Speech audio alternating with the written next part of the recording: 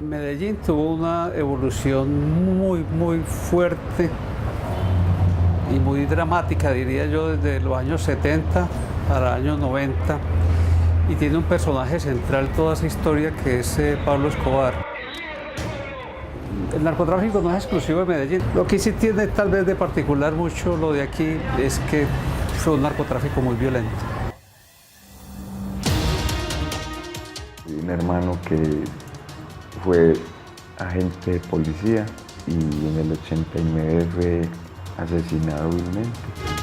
Pablo Escobar es un personaje extraño porque en general los delincuentes pues evaden las leyes, confrontan la ley, pero Pablo Escobar decidió confrontar el Estado con su decisión de asesinar al ministro de Justicia en 1984, el asesinato de jueces, de magistrados. Pablo Emilio Escobar Gaviria se entregó esta tarde en la cárcel de máxima seguridad de Envigado. Nos subimos todos al helicóptero, la gente que va a recibir a Pablo Escobar, y emprende el aparato rumbo a la cárcel. Y en un minuto más ya llegamos a la cárcel de Envigado, donde va a estar, donde está ahora en la cárcel. Cómo esa cultura narco se ensarta de alguna manera en la estructura social colombiana y promueve ciertos valores asociados con la viveza. Porque lo que hace la cultura narcotraficante es mostrar claramente las inequidades y las injusticias que vivimos en sociedades como la colombiana.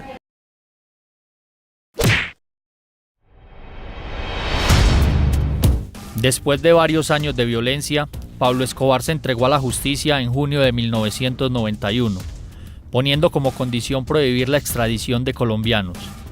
Además, construyó su propia cárcel en una vereda de Envigado, llamada La Catedral, la cual se convirtió en un centro de operaciones de su organización. En el año 1991 ingresé a las Fuerzas Militares de Colombia. Me llevaron a la cárcel La Catedral, cárcel de Pablo Emilio Escobar Gaviria.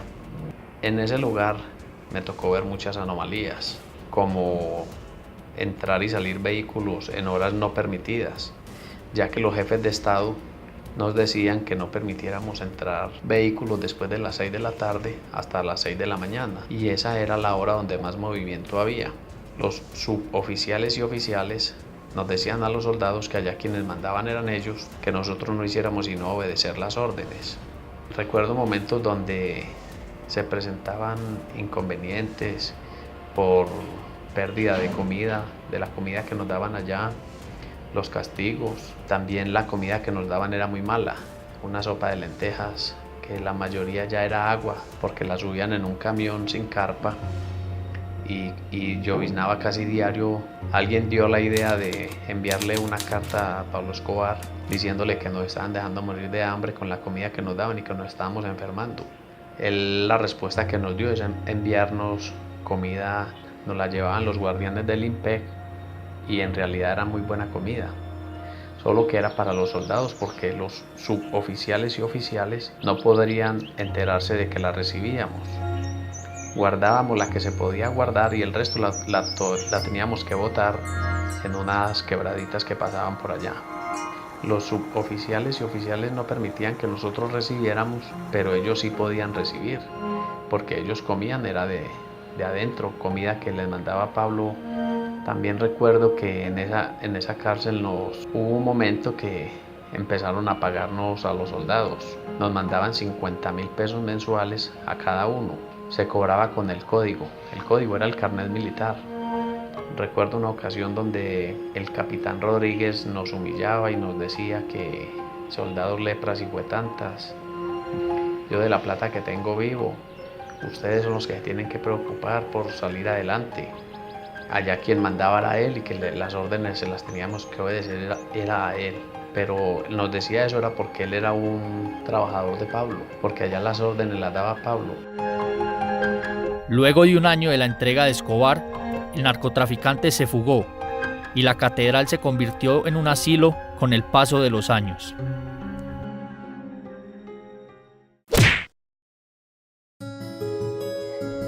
Entre los años 80 y 90, el narcotráfico permeó todos los sectores del país, incluyendo civiles y militares. La guerra entre el Estado y Pablo Emilio Escobar Gaviria, líder del cartel de Medellín, dio paso a que el narcotraficante ordenara muerte a la policía del país. nombre es Henry Gutiérrez. Yo soy una persona que también fue víctima de la violencia. En la época de los 80, 90, tuve un hermano que fue agente de policía. Comenzó su curso en el año 1986 y en el 89 fue asesinado vilmente. Esto fue por causa de la violencia de este señor, el narcotraficante Pablo Escobar. En esta época se decía que pagaban 2 millones de pesos por cada integrante de la policía. Mi hermano fue una de las víctimas de eso. De hecho, el asesinato se dio estando servicio. Estaba en servicio en un punto que se llamaba La Mansa, en jurisdicción del Chocó. Él era escolta de un comandante de la policía. Durante estos años, aproximadamente 550 policías fueron asesinados por el Cartel de Medellín y otros fueron heridos en combate. Mi nombre es Darío Gutiérrez, soy agente de la Policía Nacional. Como pueden ver, fui herido en combate con personal del narcotráfico. Estábamos en un operativo en 1989, donde nos ordenan destruir un laboratorio del señor Pablo Emilio Escobar, y allí fuimos recibidos por personal de este sujeto. Fuimos recibidos a tiros, el cual pues a mí me dieron 2 tiros. Hubo 10 heridos de parte de nosotros, de policiales, y la verdad pues eso fue lo que nos sucedió en 1989. Desde esa época pues yo estoy pensionado por parte de la institución.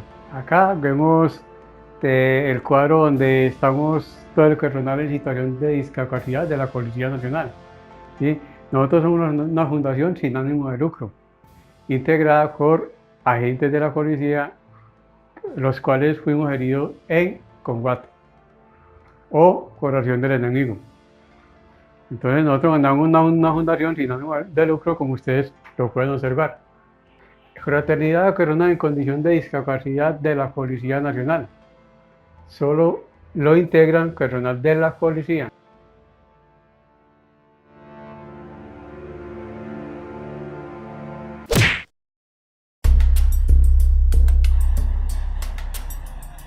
Una gran parte de los asesinatos fueron ejecutados por los sicarios de Pablo Escobar. La existencia de estos personajes fue evidencia de la expansión del narcotráfico. Yo soy en general muy enemigo de pensar que la gente es víctima. Yo creo que la gente es responsable de su vida y de sus actos en sentido general. Habían familias muy vulnerables. En el auge de la violencia del Cartel de Medellín, los sectores más vulnerables de la población son los mismos de hoy en día.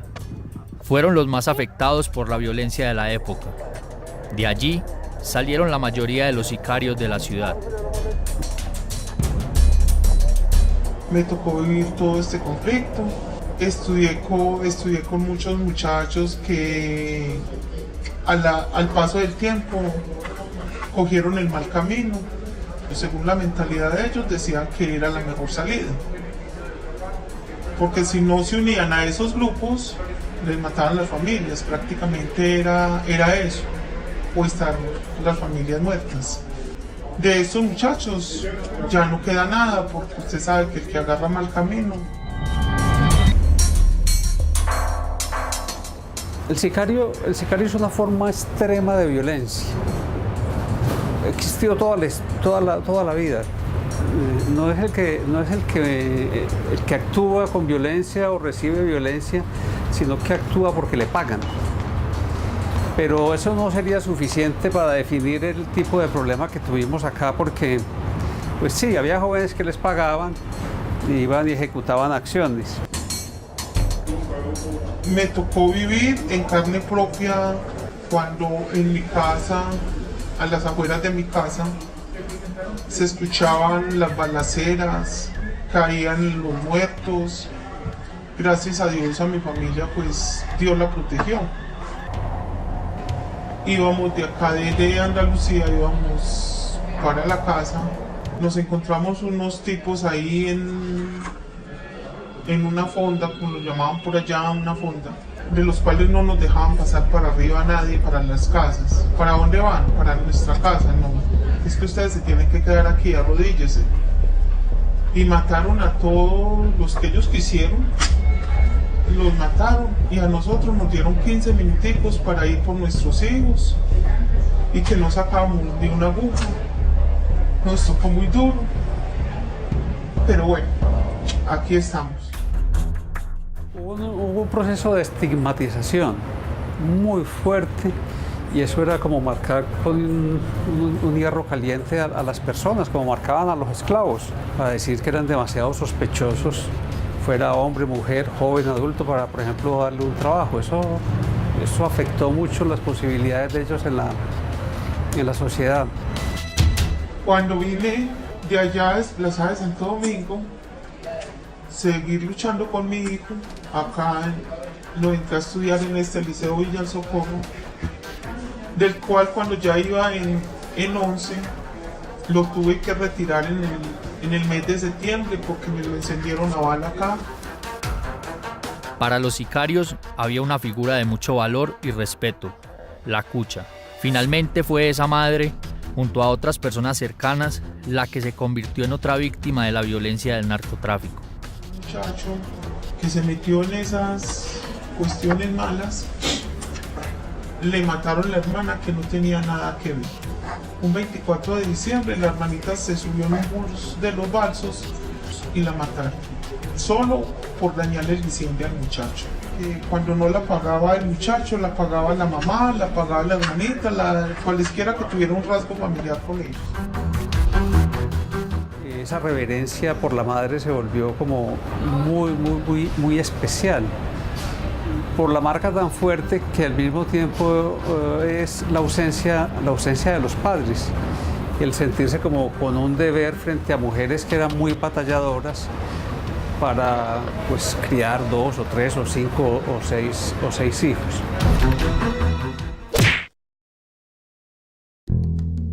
Además de permear los núcleos familiares, el narcotráfico dejó secuelas en los ideales estéticos dentro de la cultura colombiana. El narcotráfico dejó secuelas culturales que se evidencian en los estereotipos de belleza femenina. Formas de vestir, actuar y aparentar tienen su explicación sociológica. Lo que para mí en este momento histórico es bonito, es hermoso, es una construcción que ha sido producto de una serie de influencias culturales, económicas, políticas. La estética femenina, por ejemplo, la estética del cuerpo femenino se ha modificado en los últimos 30 años en la cultura paisa. El narcotráfico promueve unos sentidos y unas significaciones diferentes en el mundo, donde el poder poseer y sobre todo el poder mostrar esa acumulación de posesiones en público es muy importante, lo que lleva, digamos, que a la acumulación y a mostrar el exceso. Las cirugías plásticas de alguna manera ayudan a que ciertas personas, tanto hombres y mujeres, puedan igualmente como mostrar esa posesión, esa exageración, esa voluptuez que de alguna manera está encadenado con formas de mostrar públicamente el exceso, pero sobre todo la acumulación. Entonces digamos que hay una relación estética en la medida que el narcotráfico promueve en las cirugías estéticas unos tipos de cuerpos que se amoldan a la estética del exceso. El auge de las cirugías plásticas está relacionado con los ideales estéticos impuestos por el narcotráfico. Con 360.000 procedimientos quirúrgicos, Colombia lidera estas prácticas. El boom de la cirugía plástica comienza a finales de los años 80, cuando empieza a volverse popular la utilización de prótesis, la liposucción, unas prótesis supremamente grandes, y en esa época, en los 90, se convierte en una moda utilizar unos senos gigantes. Lo mismo, las prótesis glúteas eran gigantescas, o se inyectaba la grasa en unas cantidades gigantescas.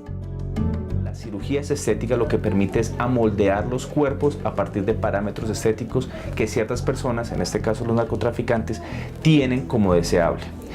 Entramos en un círculo vicioso donde lo que vamos a encontrar es hombres que buscan una estética particular de ser mujer y mujeres que a toda costa buscan responder a esa estética particular. Unos con el fin de poder mostrar y ser y ganar status quo, y otras con el fin de poder generar movilidad y reconocimiento social.